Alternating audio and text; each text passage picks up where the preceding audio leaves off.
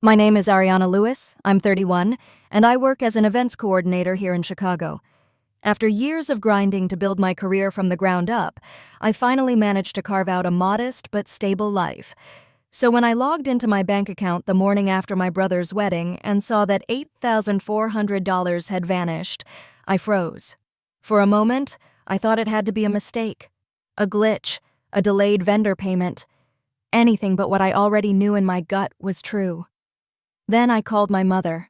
She didn't even try to deny it. "You're overreacting," she said with a light, mocking laugh. "You can't do anything about it anyway." Her voice was calm, cold, certain. I was shaking. But I didn't yell. I didn't cry. I just reached into my bag and pulled out an envelope I had tucked away the night before. My voice was steady when I told her, "Don't worry about what happens next."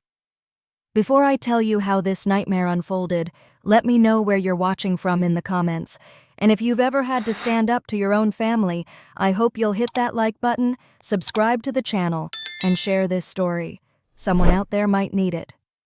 To understand how things got this bad, how a stolen $8,400 was just the breaking point in a much deeper betrayal, you'd have to go back to the beginning. Back to the Lewis family dynamic, where everything always looked perfect from the outside. I grew up in Evanston, in a big white colonial house with black shutters and manicured hedges. My father, Martin Lewis, ran a real estate empire in Chicago. My mother, Valerie, kept our home museum clean and socially spotless. And my younger brother, Noah, well, he was their golden boy from day one. As for me, I was raised to be useful, polished, presentable, invisible. From the moment Noah could walk, it was clear he would inherit everything: business, reputation, pride. And I was simply expected to support, smile, host, plan, keep the edges smooth. I don't think they ever imagined I'd have ambitions of my own. They certainly didn't respect them when I did. But for years, I tried to earn their approval. I got top grades, went to Northwestern, landed internships before my peers, and when I joined my father's company after graduation, I thought, naively, that maybe now they'd see me, respect me. Instead, what happened there nearly broke me. But I'll get to that soon. Because the truth is, what happened with the wedding wasn't sudden. It was a slow erosion, a lifetime of being taken for granted, one silent sacrifice at a time. And it all began long before a single flower was ordered, long before my savings account was emptied, long before I realized my own mother believed she had the right to take from me. What happened next didn't just shake my trust, it forced me to finally draw a line I should have drawn years ago. And that's where the real story begins. Looking back, I suppose the signs were always there. The missing money was just the final blow in a lifetime of quiet erasure. In our house, Noah didn't walk. He was carried, praised for everything, excused for anything.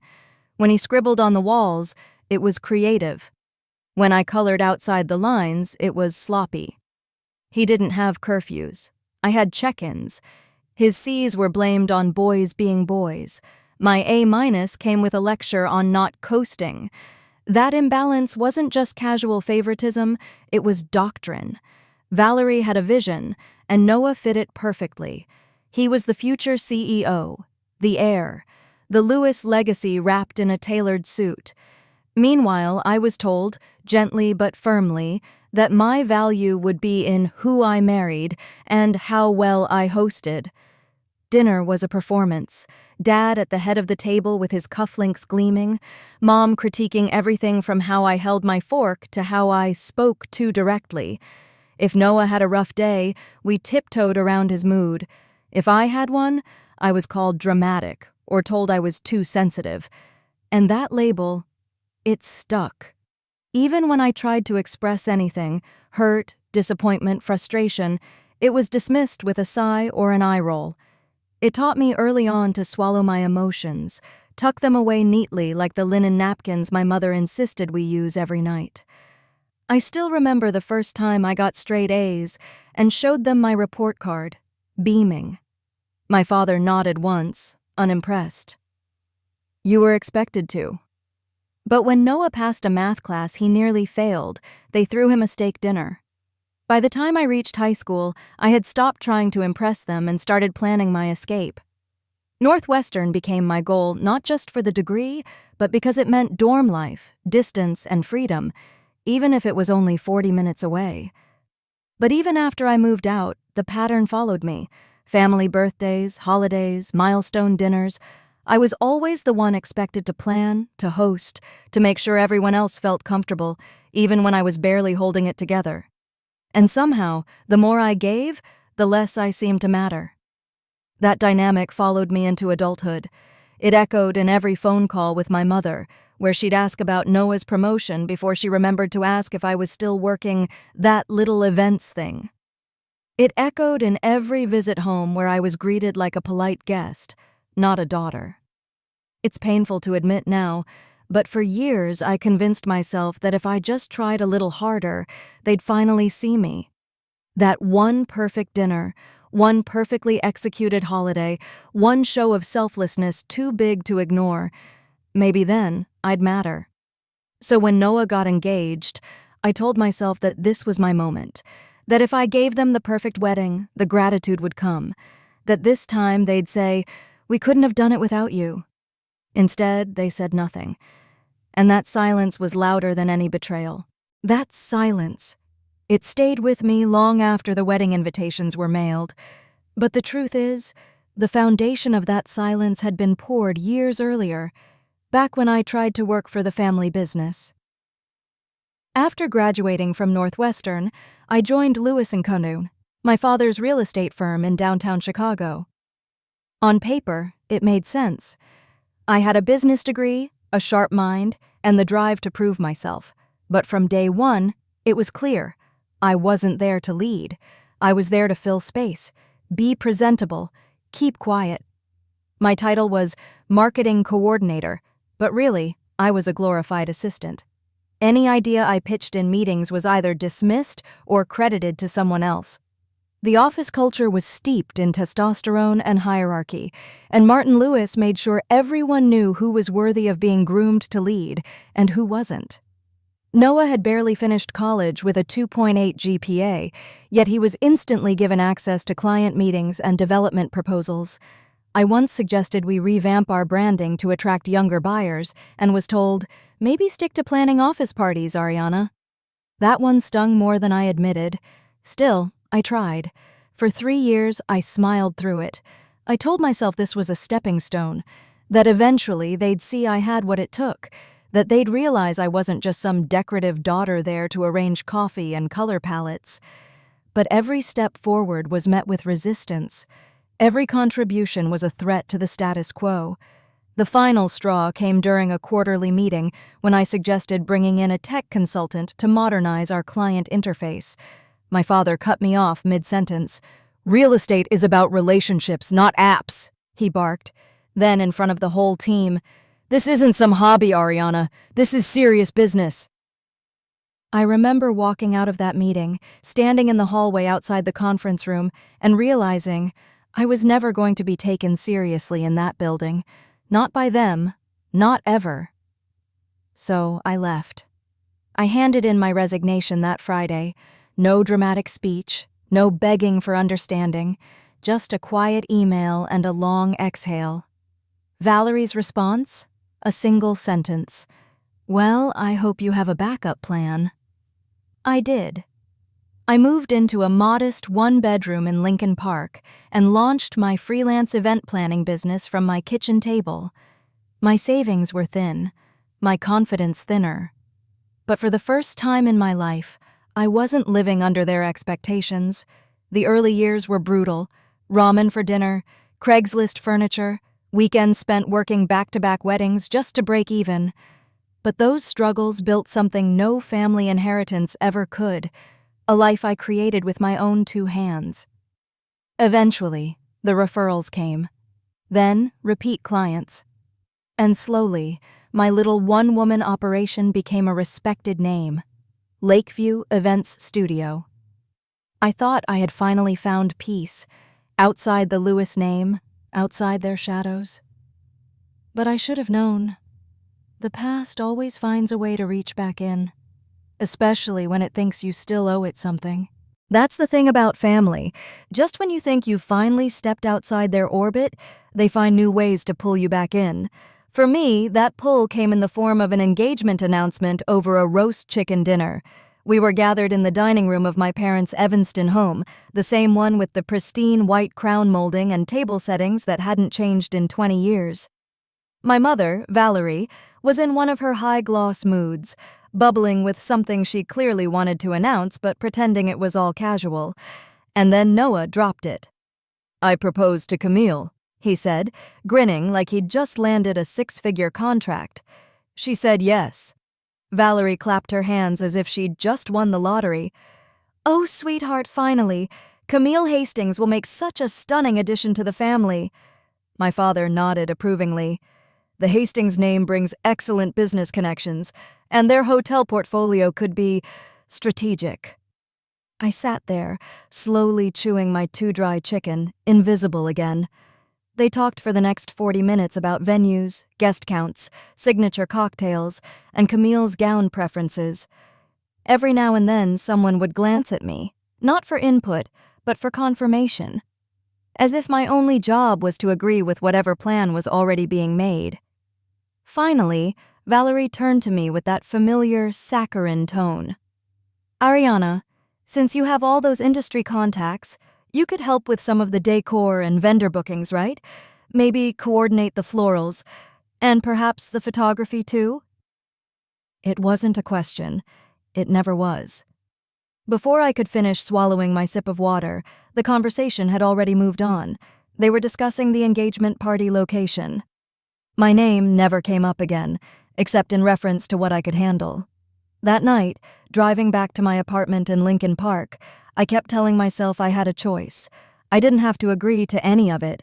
I didn't have to be the unpaid coordinator of a wedding that clearly wasn't about love so much as optics. But deep down, I still hoped, stupidly maybe, that this time would be different.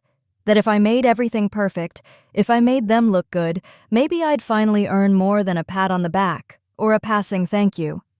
So when the first email from Camille's planner came through asking for my creative input, I didn't hit delete. I rolled up my sleeves, opened a blank spreadsheet, and once again stepped into the role they always expected me to play. It started small, like it always does. A few emails asking for quick feedback, a phone call about linen samples, a group chat Valerie created titled Ariana's Wedding Magic that somehow ballooned into a planning thread with over 70 unread messages in 2 days. At first, I convinced myself it was manageable. I'd help with a few vendor calls, maybe secure a discount here and there. But I should have known better. Nothing with my family is ever just a favor. It always turns into an expectation. The first real warning came during a family brunch at my parents' house in Evanston. Camille was showing Valerie an inspiration board on her iPad, pastel florals, suspended orchid garlands, candlelight everywhere. She smiled sweetly at me across the table. "Since you know all the best vendors in the city, could you handle the florals? Maybe even the lighting, too?" Valerie didn't even wait for my answer. "Of course she can. Ariana's got all the right contacts. And taste." It wasn't a compliment. It was an assignment. From there, things escalated fast. I was looped into every planning meeting, half of which I didn't even know I was attending until the night before.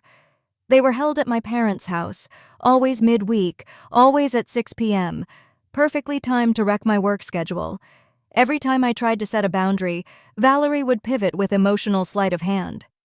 "But this is Noah's only wedding," she'd say, or worse, "You always make things look so effortless. That's your gift, sweetheart." As if being overworked and underappreciated was something to be proud of. By the time Camille's bridal shower rolled around, I had already fronted payments for vendor deposits, design samples, and custom signage, none of which had been reimbursed. Every time I brought it up, I got the same vague promise, "We'll settle up soon." Soon never came. And yet, part of me still wanted to believe, wanted so badly for this to be the turning point. That maybe, if I gave them everything this time, they'd finally give me something in return. Respect, recognition, a place that felt like mine. So I pushed through. I kept spreadsheets, built mood boards, attended walkthroughs, answered emails at midnight, smiled at people who saw me as nothing more than the help. And all the while, I kept dipping deeper into the savings I had once protected like a lifeline. The account I was growing to buy a place of my own, it was shrinking. And I didn't even realize yet just how much more they were willing to take.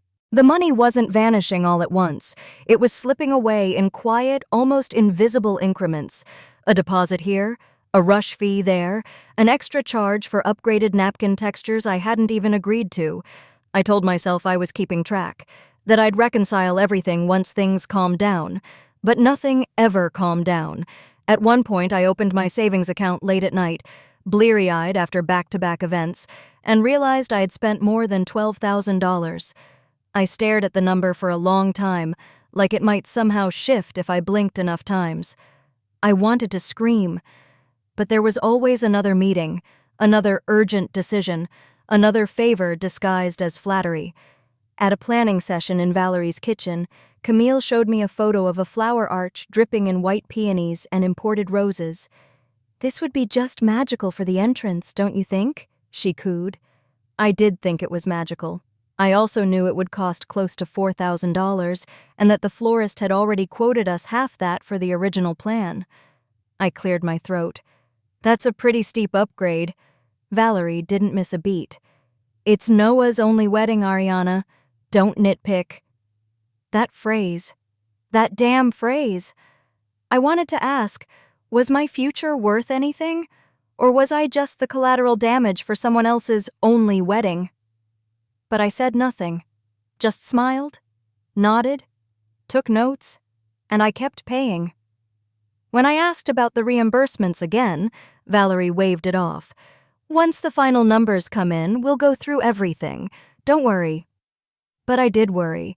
I was up late at night sorting receipts, afraid to even order takeout for myself. I started taking on smaller last-minute gigs on weekends just to feel some semblance of control over the cash I was bleeding. Chloe, my best friend since college, noticed the change. "You're disappearing," she said one night over coffee. "You've lost weight, you're exhausted, and you haven't done anything for yourself in weeks. What are they giving you in return, Ariana? Recognition? Appreciation? No, just more requests." I lied and told her I was fine, that it would all be worth it, that this was temporary. But even as the words left my mouth, I didn't believe them. Because deep down, I knew. This wasn't about one wedding. This was about a pattern I had spent my whole life enabling, and I was starting to run out of pieces of myself to give away. By the time we hit mid-July, I was already stretched thinner than I'd ever been. My savings were nearly gone, and I was juggling 4 extra clients just to stay afloat. But it still wasn't enough. Because just when I thought the demands couldn't grow any more excessive, Camille discovered Pinterest. We were in the sunroom of my parents' house, another impromptu planning meeting that Valerie had scheduled without asking. I was seated with my laptop open, trying to finalize quotes with the florist, when Camille leaned over with her phone and that signature syrupy smile. "I saw this online," she said. "Wouldn't it be breathtaking to have cascading orchid garlands suspended over each reception table?" I stared at the photo, hundreds of white and blush orchids strung like chandeliers, floating midair. Gorgeous? Yes. Realistic? Not in the slightest. "I mean, we originally agreed on simple centerpieces," I replied gently. "This is at least triple the cost." Valerie didn't even blink. "It's an investment in ambiance. It's one night. We can't cut corners." I fought to keep my tone even. "We're already pushing the floral budget. I can price it out, but I can't guarantee we'll find someone who can execute that within the timeline or the cost." Camille pouted. "But it's the vision now, and you're so talented, Ariana. I know you'll make it happen." It wasn't a compliment. It was a trap. Because when Camille smiled like that, Valerie always followed. "Just get a few quotes, dear. We'll figure it out." But we never figured it out. I did. Quietly. Desperately. alone. I called every floral vendor I trusted, negotiated late-night revisions, and rearranged entire room schematics to accommodate the weight of the suspended pieces, all while pretending I was happy to help. And of course, I paid the deposits. The cost for the orchid garlands alone? Nearly $4,000. When I sent the updated quote to Valerie for review, she replied with a single word: approved. No mention of how it would be paid, no follow-up about reimbursement, just the quiet assumption that it was handled. And that's how it always was with my family. They didn't need to say the words out loud. Their expectations were baked into the silence. Noah, meanwhile, stayed mostly absent. If I brought up a concern, he'd nod distractedly, promise to check with Camille, and vanish again. I remember looking at my spreadsheet that night, watching the numbers shift with every invoice, and realizing with bone-deep certainty, this wedding wasn't costing me money. It was costing me everything: sleep, time, sanity, and maybe worst of all, hope. Hope that any of this would be seen, that any of it would matter, because deep down I already knew how this story ended, and it wouldn't end with gratitude. The closer we got to the wedding, the more my life stopped resembling anything that felt like mine. My apartment in Lincoln Park became a warehouse for sample linens, floral mock-ups, and forgotten meals. I started sleeping on the couch, not because I wanted to, but because I was too exhausted to make it to bed. Everything I did, every email, every decision, every breath, revolved around Noah and Camille's perfect day. And still, it was never enough. At one point, I offered 3 different options for cocktail hour linens, all within budget, all elegant. Camille glanced at them for 2 seconds and wrinkled her nose. "None of these feel elevated," she said. "Can we do custom embroidery?" Valerie chimed in. "Absolutely. Ariana knows people." It wasn't a request. It was another assignment. Every time I raised a concern about cost, timing, logistics, I was either ignored or labeled difficult. Valerie called me too emotionally attached. Camille laughed and said, "You really take things personally, don't you?" As if caring was a weakness. But I wasn't just caring. I was drowning. The balance in my savings account dropped below $5,000. That number had always been my line, the emergency cushion I promised myself I'd never touch. But now, with each new upgrade, each new non-negotiable, I kept inching closer to the edge. I picked up extra gigs, bar mitzvahs, last-minute pop-up brunches, corporate product launches. I worked through migraines, missed friend birthdays, ate protein bars for dinner at midnight standing over my kitchen sink. And no one noticed. Noah, especially, seemed oblivious. I'd catch glimpses of him scrolling on his phone during planning calls or ducking out early with some excuse about last-minute errands. He never asked how I was holding up, never even offered to split costs. If Camille was the queen, Noah was the absentee king, smiling for photos, avoiding the work. And I was the invisible labor propping up their fantasy. There was one night, late August, when I got home after a 10-hour event and immediately started prepping mood boards for Camille's welcome baskets. My eyes burned, my hands ached, and still I couldn't stop, because what was I going to do? Say no? The truth is, I didn't know how. I had spent my entire life trying to earn love by being useful, by saying yes, staying quiet, and making everything seamless. But this time the seams were starting to tear, and beneath them I could feel something dangerous rising, not just exhaustion, but anger. Real, righteous, long-silenced anger. By the time the night before the wedding arrived, I wasn't a person anymore. I was a production crew in a cocktail dress. At 11:47 p.m., I was still at the Drake Hotel, walking the perimeter of the ballroom, clipboard in hand, double-checking floor plans and floral installations. The orchid garlands, those Pinterest-inspired monstrosities, were finally being hung.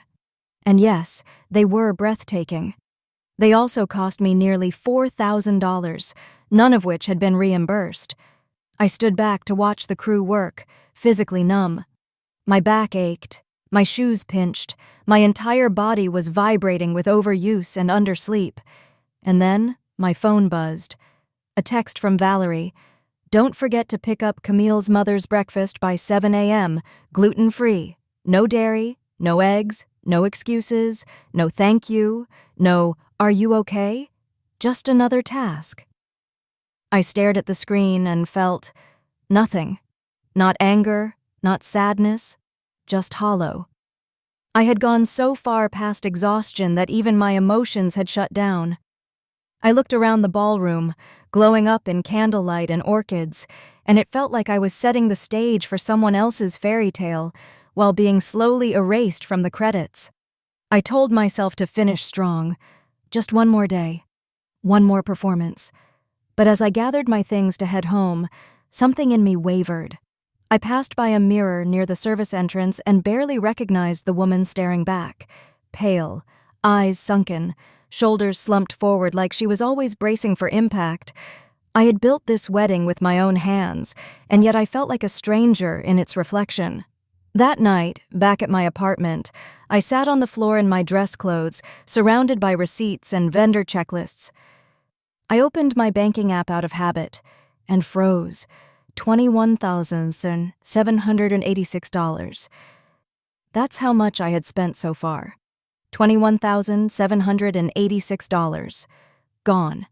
That was supposed to be my down payment. My future. My first real step towards something of my own. With shaking hands, I transferred another payment. This one for the last-minute ice sculpture Camille's father insisted on. A swan holding 2 champagne flutes. Essential, apparently. As the confirmation message popped up, a wave of nausea rose in my throat. I barely made it to the bathroom in time. I clung to the edge of the sink, willing my breathing to slow down, staring at the tiles like they might ground me. What was I doing? Why was I the one bleeding myself dry for people who wouldn't even acknowledge it? And yet, I wiped my face. I stood up. Because I knew tomorrow I'd still be the first one at the venue, and they'd still expect me to smile. The morning of the wedding arrived crisp and clear, with that kind of early October chill in Chicago that makes you breathe a little deeper. But I wasn't breathing. I was racing. By 6 a.m., I was already at Camille's parents' hotel suite with a paper bag of gluten-free, dairy-free, egg-free breakfast from some overpriced cafe across town. Valerie's text still burned in the back of my mind. No excuses. After that, I was bouncing between vendors like a ping-pong ball, confirming chair delivery, checking on the ice sculpture, directing the florist team. I was wearing sneakers under my tailored black slacks, knowing I'd swap into heels 5 minutes before guests arrived. My dress and makeup? Still untouched in a garment bag hanging in the staff closet.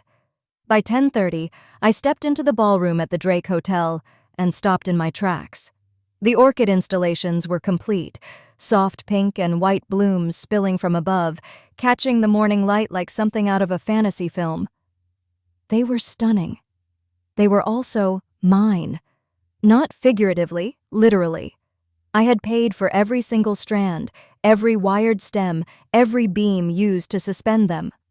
But as I admired the room, Valerie came sweeping in, silk robe fluttering behind her. "The place cards are wrong," she said immediately. "It's Henderson, not Hendrickson. Fix it." No good morning, no acknowledgement of everything I'd coordinated, just a problem dumped at my feet. I didn't argue. I just nodded, took a breath, and moved. It was easier that way. The ceremony itself, hours later, was undeniably beautiful. The old cathedral glowed with hundreds of candles lining the aisle. Camille looked radiant in her custom gown. Noah even teared up when he saw her walk in, which shocked me, honestly. And for a second, just a second, I let myself feel something that wasn't resentment. Pride, maybe. That I had helped build this moment, that I had created something extraordinary, but the feeling didn't last. At the reception, I was seated at a far-flung table with distant cousins and 2 of Camille's sorority sisters I'd never met. As I picked at my $125 plate of dry salmon, Camille's father passed by and clapped me on the shoulder. "Your parents really went all out, huh?" he chuckled. "They spared no expense." I smiled, but inside something cracked. They really believed that Martin and Valerie Lewis had bankrolled this event, that I was just another guest, not the one who funded, coordinated, and sacrificed for nearly every inch of it. And when Noah finally approached me, hours into the evening, champagne in hand, his words sealed it. "Hey," he said, glancing around distractedly. "Thanks for helping with the wedding stuff. Camille's really happy." Then he was gone, off to take photos, toast, dance, and I was left holding a bouquet I hadn't chosen, in a dress I barely had time to zip, wondering when exactly I'd stopped being a sister and started being staff. Around 9 p.m., the ballroom was alive with music and laughter, Camille twirling in her second dress, guests swirling champagne, the band easing into some jazzy version of At Last. And yet, I'd never felt more alone in a room full of people. The spotlight was exactly where it was always meant to be, on Noah, on Camille, on the fantasy, but not on the architect behind it. I slipped away, not dramatically, no storming out, just quietly excused myself and walked toward the nearest hallway bathroom, one reserved for staff and vendors. It felt more honest that way. Once inside, I locked the stall and sat down. Not to cry, not at first, just to breathe. My feet throbbed. My back ached. My jaw, tense for weeks, finally began to unclench. And then, as I looked down at the hem of my dress pooled around my ankles, the tears came. Not the pretty, cinematic kind, the ugly kind, the kind that shake your ribs and make your mascara sting. I pressed a paper towel to my mouth to muffle the sound. I didn't want anyone to hear me. I didn't want to give them the satisfaction of knowing how much it hurt, because I had done everything, and they still made me feel like I was nothing. I had spent nearly $22,000, my future home, my security, so they could take credit for a night they barely lifted a finger to create. I had worked 15-hour days, skipped meals, canceled plans, all so Valerie could preen and Camille could shine and Noah could coast. And in return, I got a "thanks for helping with stuff." I don't know how long I sat there, but eventually I heard the bathroom door creak open. "Ariana?" It was Chloe. I didn't answer at first, just pulled myself up, wiped my face with a fresh towel, and stepped out. Her eyes went soft the second she saw me. "There you are," she said gently. "I've been looking everywhere." "I just needed a minute," I croaked, voice hoarse. She reached for my hand. "You okay?" I wanted to lie. I wanted to say I was fine, that it didn't matter, that I was used to it, but I couldn't, not anymore. "No," I whispered. "I'm not okay. I've let them use me, again." Chloe didn't flinch. She didn't tell me to be stronger or keep the peace. She just nodded. "You don't have to keep doing this, you know," she said. "You don't have to keep playing the role they gave you." I stared at myself in the mirror, mascara smudged, eyes swollen, but something different behind the pain, a flicker of clarity. "What am I supposed to do?" I asked. "Make a scene at my brother's wedding?" "No," Chloe said, "but you can stop pretending it doesn't hurt. You can stop pretending this is love." That hit harder than anything, and as I reapplied my lipstick and adjusted my dress, I made a silent promise. This would be the last time. The last time I sacrificed myself for their approval. The last time I stayed silent to keep things pretty. I just didn't know yet how quickly I'd be forced to act on that promise, or how deep the betrayal would really go. As Chloe and I stepped out of the bathroom, the hallway was empty, lit by soft sconces and muffled by the distant hum of the band. For a moment, I considered heading straight for the ballroom exit. I wanted nothing more than to vanish, to curl up in bed and pretend this night hadn't stripped me raw. But something stopped me. Just down the corridor, one of the small meeting rooms that the Drake Hotel had reserved for family storage had its door slightly ajar. It was the room where I'd placed my purse earlier, too bulky to carry during setup, too risky to leave behind otherwise. I was planning to grab it on my way out. As I approached, I heard voices inside. Low, intentional, familiar. "I'm telling you, she'll never even notice," my mother's voice murmured. My breath caught. "Mom, I don't know." Noah's voice followed, hesitant. "Ariana's already paid for so much. This feels wrong." Valerie exhaled sharply. "Don't be ridiculous. It's just sitting in her account doing nothing. This way, it benefits the whole family. Now go. Camille's probably wondering where you are." I froze, back pressed against the hallway wall, heart pounding so loudly I could barely hear the rest. My mouth went dry. They had gone into my account? I backed away slowly, careful not to make a sound. My hands were trembling as I re-entered the ballroom, its sparkle now blinding, its laughter suddenly hollow. I tried to act normal, smiled when people passed, nodded when one of Camille's bridesmaids complimented the floral displays. But inside, something had shattered. My chest felt tight, my thoughts racing. What had they done? What had they taken? I didn't wait for the reception to end. The moment the last major toast was given and the dance floor filled again, I slipped out. No goodbyes, no lingering glances, just me, my heels in one hand, and a thundering sense of dread chasing my every step. Back in my apartment, I didn't bother turning on the lights. I collapsed onto the couch, still in my dress, too wired to sleep, too panicked to breathe. I stared at the ceiling and replayed the words over and over. "She'll never even notice." Except now I did, and whatever line I'd been unwilling to cross before, they had crossed it for me. And something deep inside me, something they'd spent years teaching me to suppress, was beginning to wake up. Not just anger. Resolve. I didn't sleep that night. I couldn't. Every time I closed my eyes, I saw that cracked office door, heard my mother's voice saying, "She'll never even notice." It played like a broken record in my head, refusing to let me rest. By the time the sun crept through the blinds in my Lincoln Park apartment, I was already up, clutching a mug of coffee with hands that wouldn't stop shaking. I sat down at my desk and opened my laptop. One breath, one click, one login to my bank account. There it was, $8,400. Transferred out at 9:17 p.m. the night before. Recipient, Valerie Lewis. I stared at the screen, willing the numbers to rearrange themselves, hoping, irrationally, that I had typed something wrong or misread the transaction. But no, it was real. The timing? Exactly when I had been locked in a bathroom stall, crying my eyes out. I checked the details again. It wasn't a check. It wasn't a debit card swipe. It was a mobile banking transfer. Through my app, using my login. Which made no sense. I hadn't even touched my phone during that time. It had been zipped into the small clutch I'd left in the storage room, the very same room I had overheard them in. Panic began to creep up my spine like ice. I called the bank's customer service line, each ring tightening the knot in my stomach.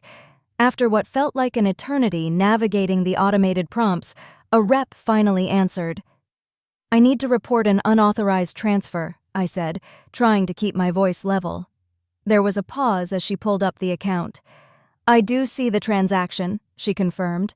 "It was processed through your mobile app, using the device on file and your existing credentials." "No," I said, heart pounding. "I didn't authorize it. I wasn't even holding my phone at that time." "Was your phone in your possession the entire evening?" she asked. I closed my eyes, already knowing where this was headed. No, it hadn't been. It had been in that room, unattended, accessible, to them. I ended the call feeling like I couldn't breathe. I knew my banking app required a PIN or fingerprint for transfers, but my PIN? God. My PIN was Noah's birthday, a number I had chosen years ago and never thought twice about. And my mother? Of course she knew it. She'd written it on birthday cakes and RSVP cards and monogrammed towels. My entire body buzzed with disbelief and fury. It wasn't just the money, it was the violation, the entitlement, the casual ease with which they had taken from me, assuming I'd stay quiet, that I always would. But they were wrong. Something in me had snapped, and this time, it wasn't going to break quietly. I picked up my phone and texted the one person I trusted to help me make sense of this. "Chloe," I wrote, "they stole from me. My own mother transferred $400 from my account without permission. What do I do now?" She replied immediately, "You fight, and this time you don't do it alone."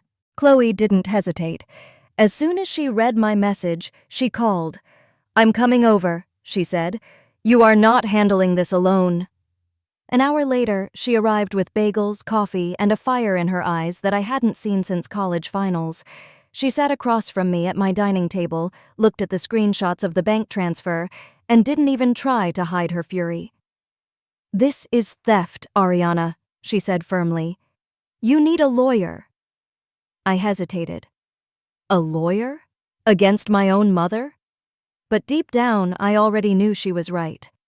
So I reached out to someone I hadn't spoken to in months, Jasmine Patel, a former classmate from Northwestern Law who now specialized in family and financial disputes. We weren't close, but I remembered her being sharp, practical, and unshakable, exactly what I needed now. She agreed to meet that afternoon at a quiet cafe near Wicker Park. I showed up early, folder in hand, heart pounding.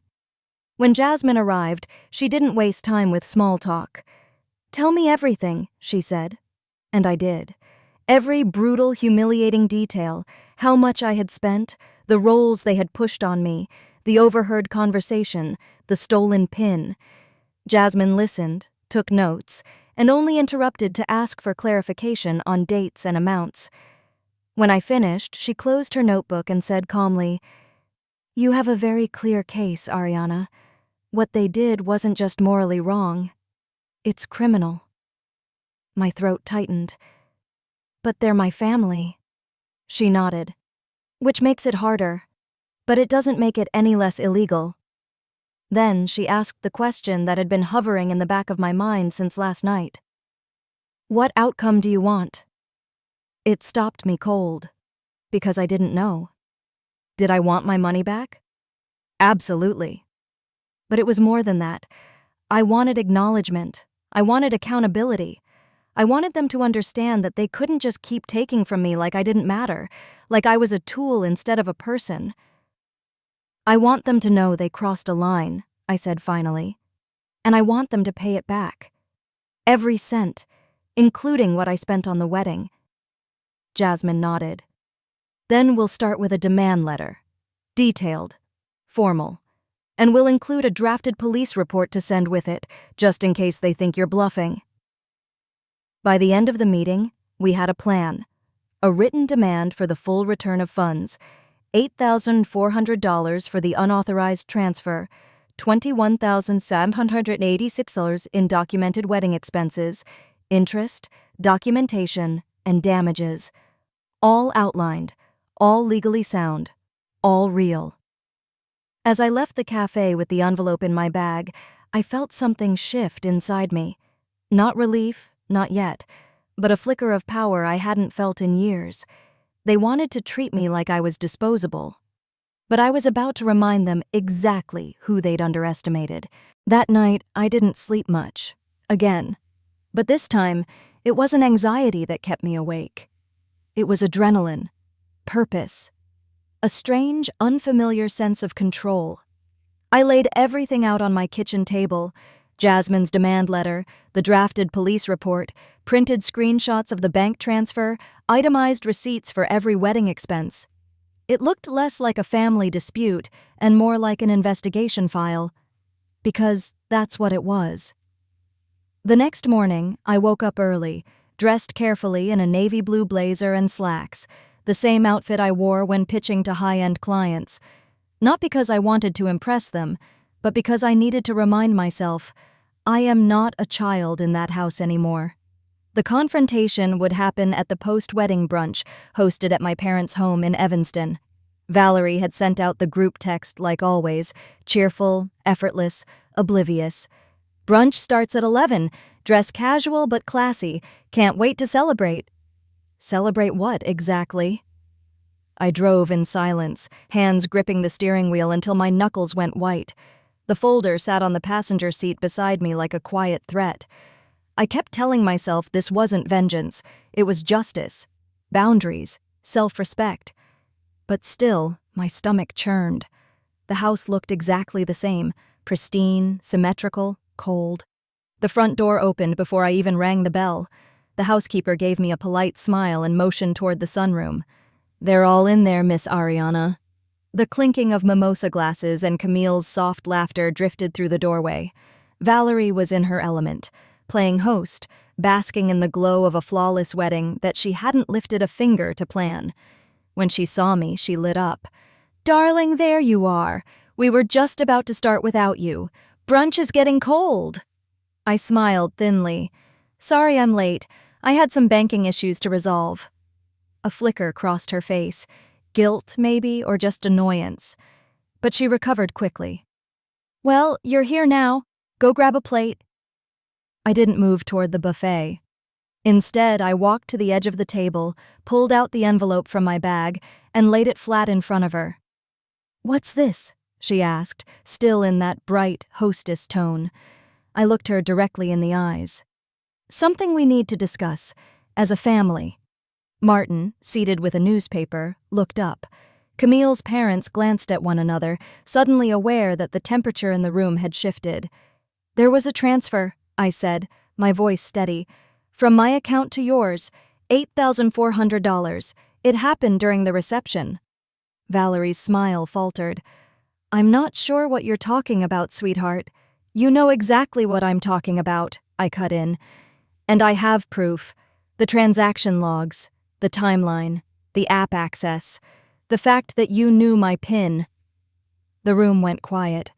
I glanced around at the stunned faces, at the tension beginning to bloom in my father's jaw, and I knew, this time, they weren't going to talk their way out of it. This time, I had come prepared, and I wasn't leaving until they knew that. The silence that followed my statement wasn't just awkward, it was seismic. You could feel the air shift, like the entire room had sucked in a collective breath and forgot how to let it go. Martin was the first to speak, his voice sharp and quiet. "Perhaps this isn't the appropriate time, Ariana." "When would be appropriate?" I asked, meeting his gaze. "When I'm not in the room? Like when you planned the wedding budget? Or when my money was transferred without my consent?" Across the table, Camille's parents shifted uncomfortably. Her mother cleared her throat and started to stand. "Maybe we should give your family some privacy." "No," I said, stopping her gently but firmly. "Please stay. I'd actually prefer witnesses this time." Valerie's face hardened. "You're being dramatic. If there was a transfer, I'm sure it was simply a misunderstanding." I opened the folder and pulled out the first sheet, the transaction log. I slid it across the table. "This was done through my mobile app, while I was working the reception, while I wasn't even near my phone. You took it, you knew my PIN, and you made the transfer." Camille's father blinked. "Valerie, is this true?" Valerie didn't answer. She just reached for her mimosa and sipped. Martin sighed and leaned forward, scanning the document. "Ariana, your mother and I have spent a fortune on this wedding. If there were additional expenses, I'm sure she assumed—" "She didn't assume," I said, louder now. "She stole, and I heard her, in the office, telling Noah I'd never notice." All eyes turned to my brother. Noah shifted in his seat, avoiding my gaze. I didn't know she actually did it. Mom said you were covering some things, and I thought—" "You thought it was okay because she always gets away with it," I finished for him. Valerie finally spoke. Her voice had lost its charm. "You're overreacting. That money went toward your brother's honeymoon upgrade. It wasn't like you were using it." My jaw clenched. "It wasn't yours to use." She rolled her eyes. "Oh, come on, Ariana. You've always been so sensitive. We gave you everything. Education, a job at the company. A job you made unbearable. A position you gave me so you could ignore me more easily." I could feel the heat rising in my chest, but I kept my voice level. "This isn't about a job, or a wedding. It's about respect. You used me. financially, emotionally, repeatedly. And now you've stolen from me." Valerie leaned back in her chair, crossing her arms. "What are you going to do? Call the police on your own mother?" I reached back into the folder and pulled out the second document, the police report. I slid that across the table too. "I won't have to, unless you leave me no choice." The room went utterly still. For the first time in my life, they weren't dismissing me. They were listening, because they finally understood. I was done playing the part they had written for me. For a long moment, no one said a word. The clinking of cutlery had stopped. The hum of polite conversation was replaced by an almost electric silence. I could hear my own heartbeat in my ears. Valerie's lips tightened, the muscles in her jaw twitching beneath years of control. "You're bluffing," she said at last, though her voice had lost its conviction. "I'm not," I replied evenly, "and I've already requested security footage from the Drake. Hallways, entrance to the storage room, everything from the hour of the transfer. I'd be very careful about doubling down right now." Martin looked between us, his brow furrowed in a way I hadn't seen since I was a teenager, when he still pretended to be a father who intervened. "Valerie," he said slowly, "did you really access her phone and authorize the transfer?" She turned to him, incredulous. "I did what needed to be done.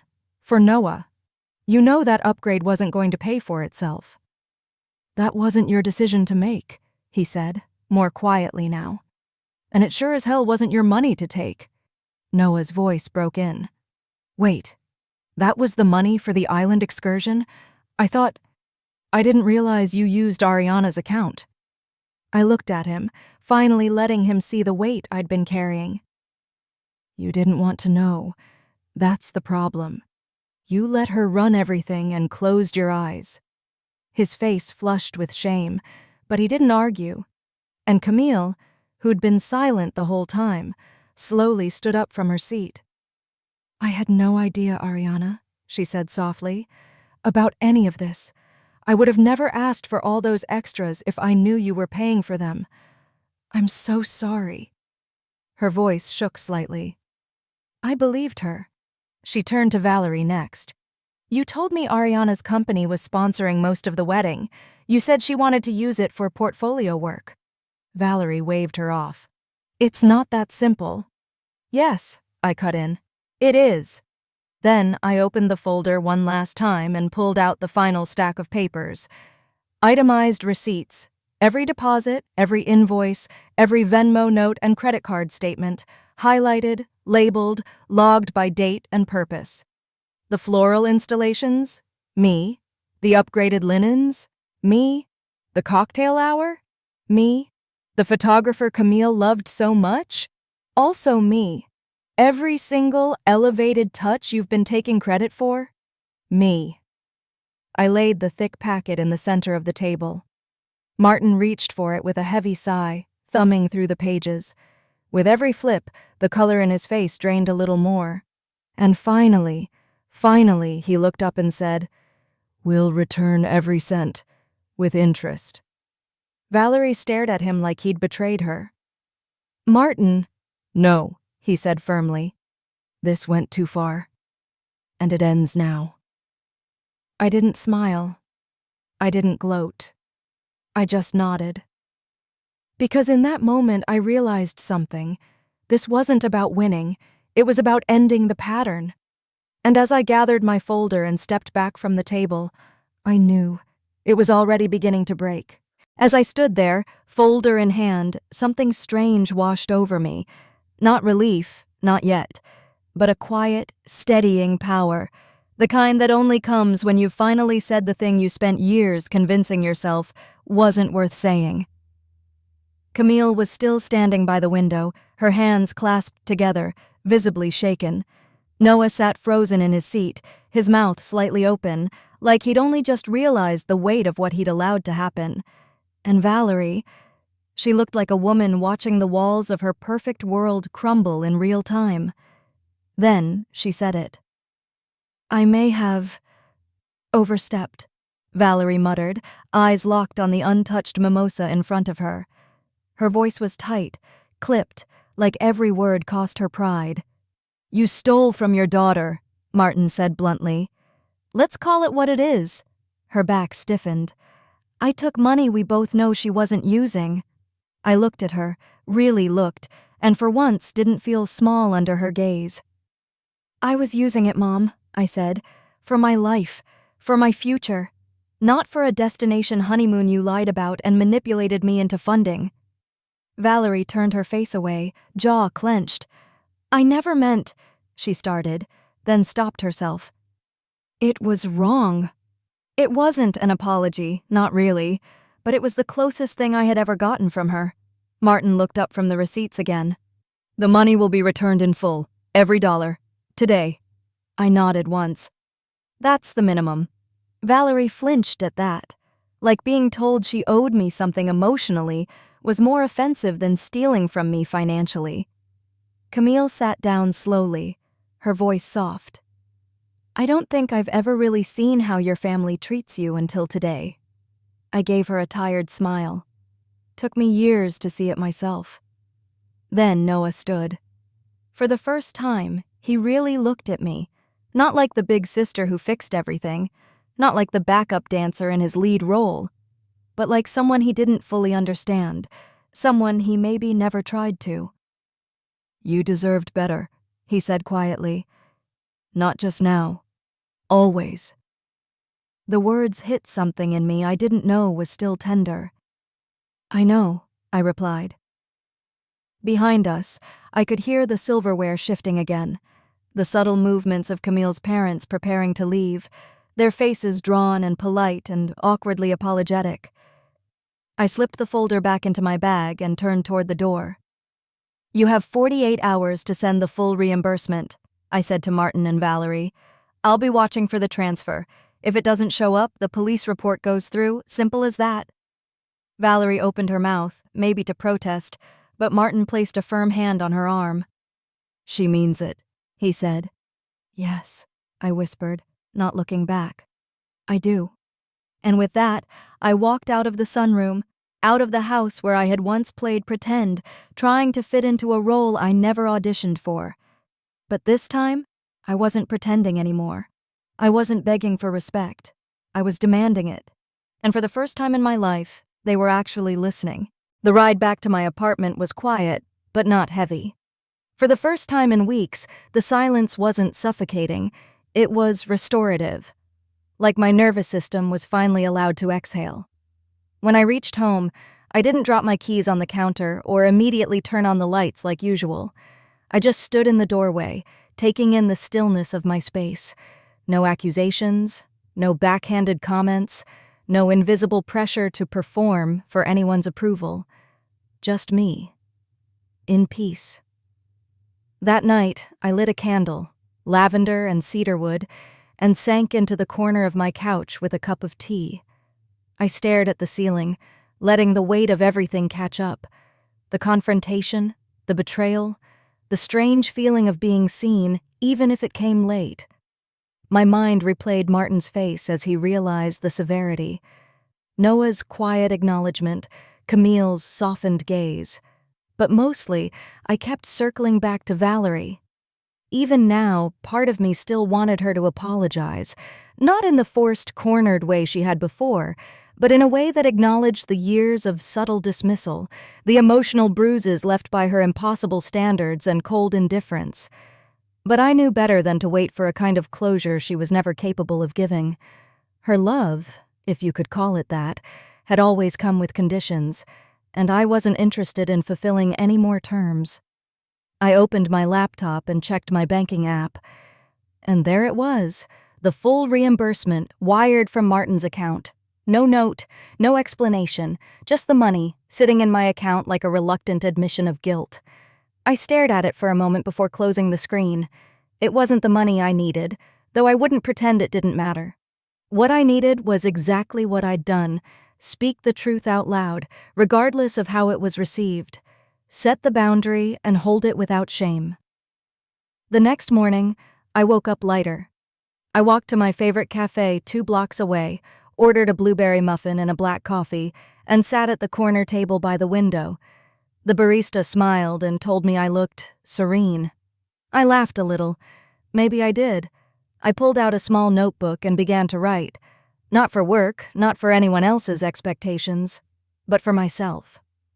I wrote about the power of naming betrayal, the quiet revolution of saying no, and how healing doesn't always arrive with trumpets. Sometimes, it tiptoes in after a war and sits beside you while you sip coffee in silence. For the first time in a long time, I wasn't angry. I wasn't afraid. I wasn't bracing myself for impact. I was simply free. A few days after receiving the transfer from Martin, I received an invitation in the mail. Thick ivory cardstock with embossed gold lettering. Camille and Noah were hosting a brunch at their new apartment to thank everyone who helped with the wedding. A small gathering, just family and close friends. I almost tossed it in the trash without thinking, but something in me paused. Not because I wanted to go, but because I didn't want to avoid it out of fear. This time, I wouldn't be walking in as the dutiful, invisible sister. I'd be walking in as someone who had finally remembered her worth. So that Sunday morning, I got dressed in a soft navy dress that made me feel grounded. I tied my hair back, not out of formality, but because I liked the way it framed my face that way. And I walked the familiar route through the city to Camille's building, the chill October air nipping at my cheeks. When I entered the apartment, it was all warm colors and cozy music, the kind of atmosphere meant to convince you everything had always been fine. But I no longer swallowed that illusion.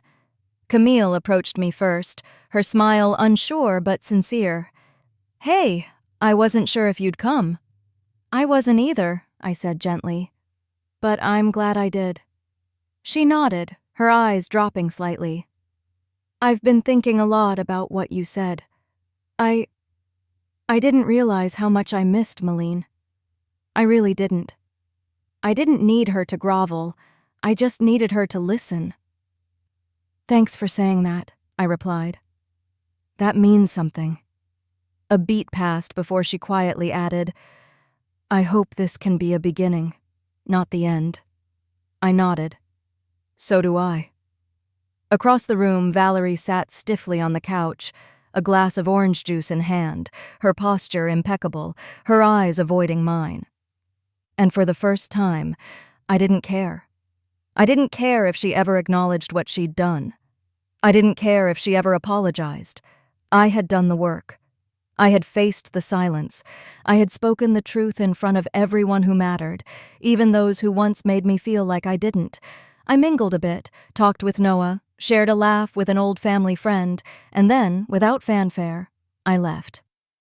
As I stepped outside into the sunlight, a soft breeze tugged at the hem of my dress. I closed my eyes, took a deep breath, and smiled. Not because everything was perfect, but because for once, I had stopped abandoning myself. And that changed everything.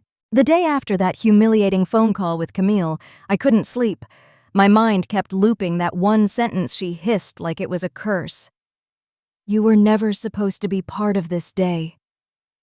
It rang in my ears like a verdict I'd somehow missed all these years. I stayed in bed until noon, then finally got up and took a walk around Harvard Square. People moved with purpose, sipping iced coffees, laughing with friends, carrying books, hugging strangers. I felt like I'd been dropped into a world I no longer belonged to, or maybe never did. I stopped at a little bookstore and sat by the poetry section. That's when it hit me.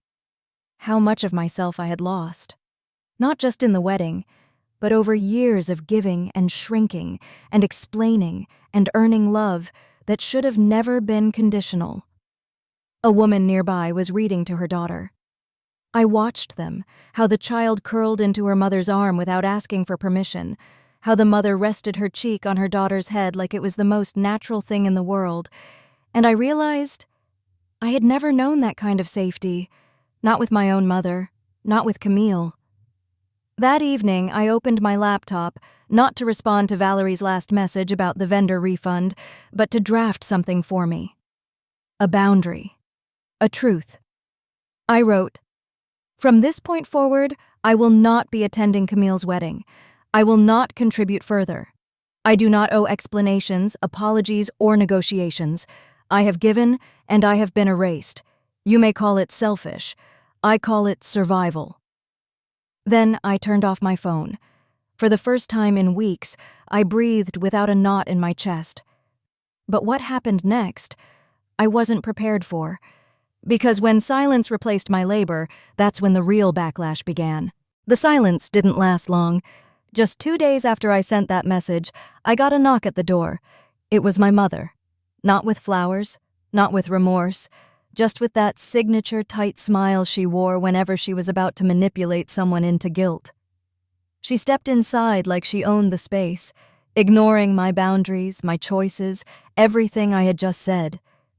"I thought we could talk, face to face," she said, scanning my apartment like it offended her. There was no, "I'm sorry," no, "I didn't know it hurt you." Just more of the same, justification wrapped in pleasantries. She said Camille was under a lot of pressure, that I had misinterpreted things, and that I was blowing it all out of proportion. I sat on the edge of my couch, gripping the armrest, willing myself not to snap. But then she said it. "You've always been sensitive, Miranda. You take things too personally. This is Camille's special time, and you're making it about yourself." That sentence burned more than the betrayal itself. Not because it was new, but because it was the same story they'd used to excuse every slight, every oversight, every time they made me invisible. I stood up. "No," I said, steady this time.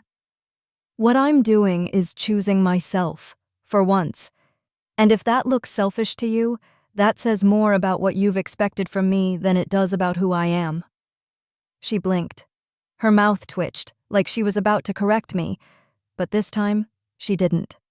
I walked her to the door without another word. That night, I cried, not from sadness, but from release, from finally saying out loud what I had been swallowing for decades. And just when I thought things might begin to quiet down, the wedding planner called me. Apparently, there had been a major fallout in Camille's bridal party. One of her closest bridesmaids had dropped out. And the reason? She told Camille, "I can't support how you've treated your sister." For the first time, someone saw. Someone spoke, and it shifted everything. When the wedding planner's call ended, I sat there stunned, phone in hand, heart pounding. It wasn't about the bridesmaid stepping down. It was about someone finally refusing to stay silent. That moment cracked something open in me. Not anger, not even vindication, something quieter, something like peace. I didn't rush to call anyone. I didn't post about it. I simply walked to my balcony, took in the fading Chicago skyline, and let the stillness hold me. 2 days later, Camille reached out. Her tone was different, hollow, like someone who'd been forced to look in a mirror they weren't ready to face. She asked if we could talk, said she wanted to understand, to fix things before the wedding. But the timing, like always, was convenient, not rooted in love, but in damage control. I agreed to meet, but this time I chose the place. A quiet corner of Lincoln Park, near the path where I used to jog before sunrise when life felt heavier than I could explain. She arrived in designer heels and oversized sunglasses, still the same polished image. But her voice cracked when she said, "I didn't realize how much I hurt you." I didn't offer comfort. I didn't rush in to reassure her. I let the silence do its work. "I thought you had it all together," she continued. "You never asked for anything." I looked at her, not with resentment, but with clarity. "You never listened when I tried." Camille blinked, eyes glossy. "I didn't know how to be a sister to you. I guess. I only knew how to compete." There it was, the truth I'd felt since childhood, but had never heard aloud. And somehow, hearing it didn't bring anger anymore. It brought something more powerful. Release. I nodded.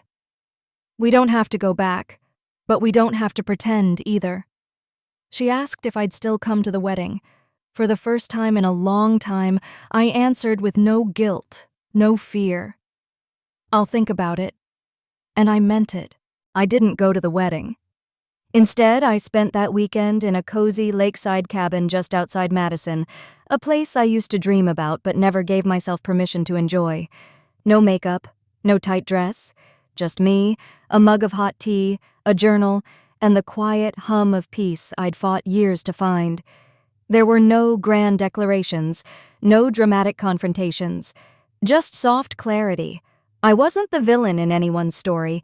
I was just the girl who stopped asking for a seat at a table where she was never truly welcomed. As I watched the trees dance with the breeze outside, I realized something that shook me gently to my core. Healing doesn't always come with closure. Sometimes it comes with absence.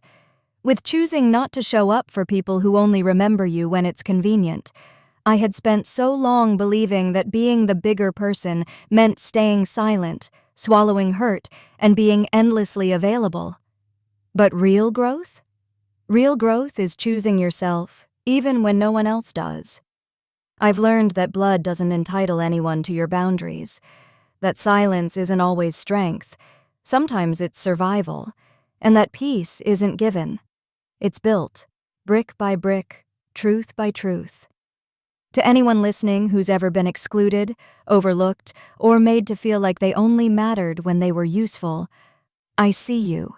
I was you. And now, I'm free. So take the space you need. Set the boundaries they said were too harsh. Grieve the version of family you thought you had. And then create one that honors the real you. Because your story doesn't end in their absence. It begins in your presence. If this journey touched something in you, please don't forget to subscribe, like, share, or leave a comment. Your voice matters, and you're not alone.